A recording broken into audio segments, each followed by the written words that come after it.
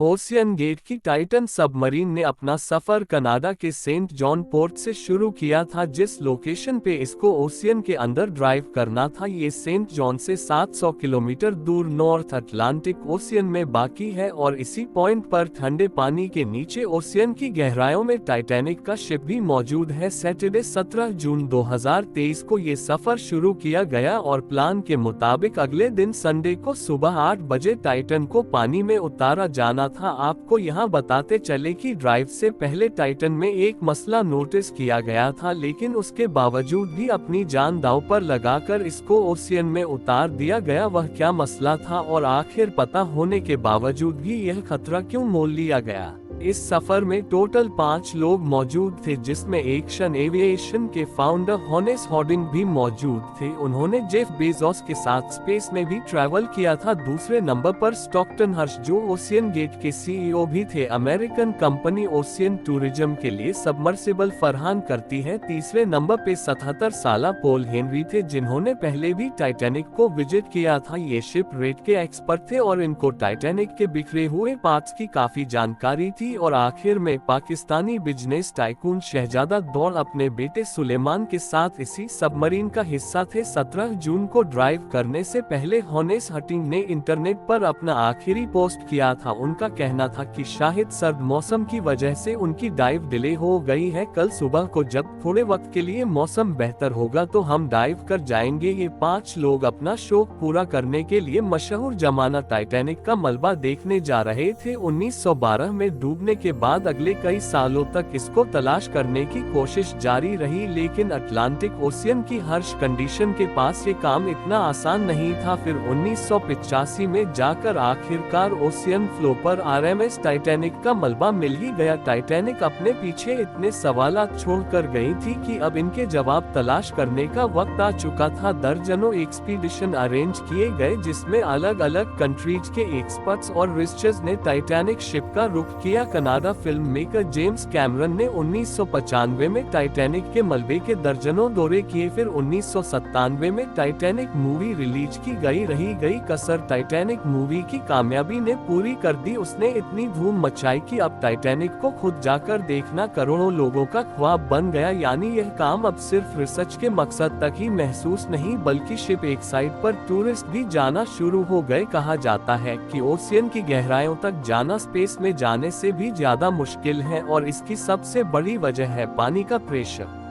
Titanic ship rate समुद्र की सतह से 4000 ट्विटर यानी 4 किलोमीटर नीचे है। इस गहराई को इमेजिन करना हो तो आप बुर्ज खलीफा को देखें और समझ ले कि टाइटैनिक का मलबा समंदर में करीब 5 टाइम्स बुर्ज खलीफा की हाइट जितना नीचे है। इस गहराई में पानी का प्रेशर 5800 psi होता है। यह उतना ही प्रेशर होगा कि इंसान के पूरे जिस्म पर नहीं, बल्कि सिर्फ 1 स्क्वायर इंच के हिस्से पर एक पूरा हाथी खड़ा कर दिया जाए। तो अब आप अंदाजा लगा ले कि एक सबमरीन में कितने स्क्वायर इंच होंगे और उस पर इतना ज्यादा प्रेशर पड़ता होगा। खैर, संडे 18 जून 2023 दोपहर को 12 बजे सबमरीन का सफर स्टार्ट हुआ। नॉर्मली टाइटैनिक तक पहुंचने में 2 घंटे लगते हैं, लेकिन 1 घंटे 45 मिनट के बाद ही मदरशिप बॉलर प्रिंस, जो कि ऊपर वेट कर रही थी, उनका सबमरीन से राब्ता टूट गया। अगर 2 घंटे टाइटैनिक तक पहुंचने में लगे थे तो सिर्फ 15 मिनट पहले राब्ता टूटने का मतलब है कि सबमरीन टाइटैनिक के काफी करीब पहुंच चुकी होगी। समंदर की इस गहराई में सूरज की रोशनी पहुंचना नामुमकिन है और यहां हर वक्त इंतहाई सख्त अंधेरा होता है। इतनी गहराई में वायरलेस सिग्नल का टूटना एक नॉर्मल बात होती है, लिहाजा पहले इस बात को ज्यादा सीरियस नहीं लिया गया। ये पूरा ट्रिप टोटल 7 घंटे का था। 12 बजे से लेकर शाम को 7 बजे इनको वापस लौटना था, लेकिन जब शाम 7 बजे तक भी टाइटन से कोई राफ्ता न हुआ और ना ही वह वापस लौटे तो अब ऊपर खड़ी मदरशिप में मौजूद लोगों के पसीने छूटना शुरू हो गए। Canada research vessel polar Prince ने टाइटन की तलाश शुरू कर दी। 9:40 पर उन्होंने यूएस पोस्ट गार्ड से राफ्ता करके मदद तलब की। अगले दिन मंडे को यूएस और कैनेडियन शिप और प्लेनर्स ने पूरे एरिया में एक प्रॉपर सर्च ऑपरेशन शुरू कर दिया। उन्होंने सिर्फ समंदर की सतह पर ही नहीं, बल्कि सोनार स्कैनिंग की मदद से पानी के अंदर भी अपनी तलाश जारी रखी। इस एरिया में जो कमर्शियल व्हीसल थी उनको भी ऑर्डर दे दिया गया कि वह अपनी आंखें खुली रखें। अगले 2 दिनों तक ये तलाश जारी रही, लेकिन टाइटन का कोई अता पता न चल सका। फिर भी एक उम्मीद की किरण नजर आई। वेडनेसडे 21 जून को सुबह 6 बजे सर्च टीम को पानी की गहराइयों में से कुछ आवाज सुनाई दी। यह आवाज अंडरवाटर रडार की मदद से सुनी गई थी। फौरन आरओएच को आवाज की डायरेक्शन में भेजा गया, लेकिन इस बार भी टाइटन की कोई खबर ना मिली। अब टाइटन को हमेशा के लिए खो देने का डर बढ़ता जा रहा था, क्योंकि सबमरीन में जितना ऑक्सीजन था वह सिर्फ 96 घंटे या फिर 4 दिनों तक का था, और इस वक्त तक 4 में से 3 दिन गुजर चुके थे। लेकिन कनाडा और फ्रांस की सर्च टीम्स ने हिम्मत नहीं हारी। थर्सडे 22 जून को दोपहर 12 बजे को टाइटैनिक के मलबे के पास भेजा गया। वहां पहुंचकर जो देखा गया वो वाकई दिल दहला देने वाला मंजर था।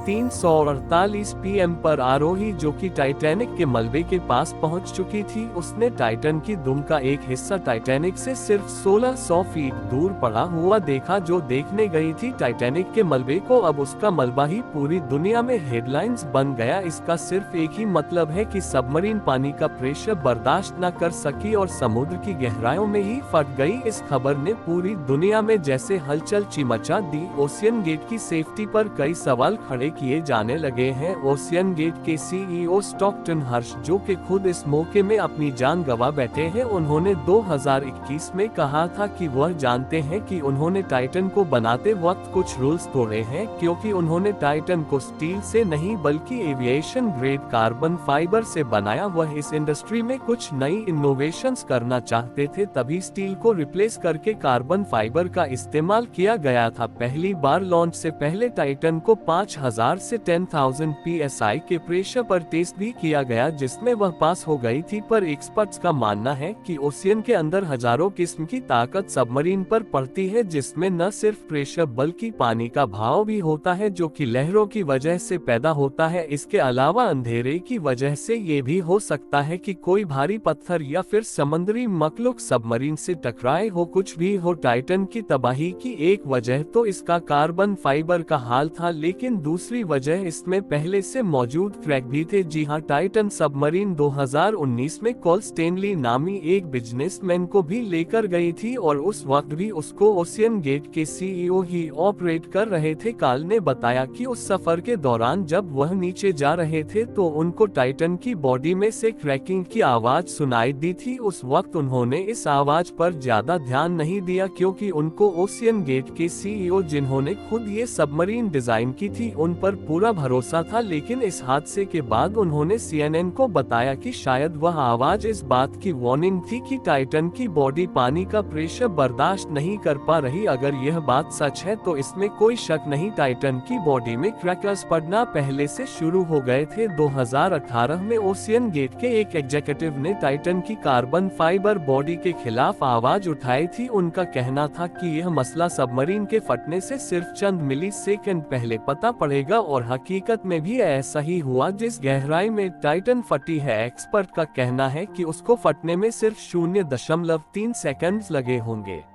वीडियो अच्छा लगा हो तो लाइक करें, कमेंट करें और ट्रुथ इवेंट चैनल को सब्सक्राइब करें। लेटेस्ट अपडेट के लिए बेल आइकन प्रेस करें ताकि वीडियो सबसे पहले आप तक पहुंच सके। धन्यवाद।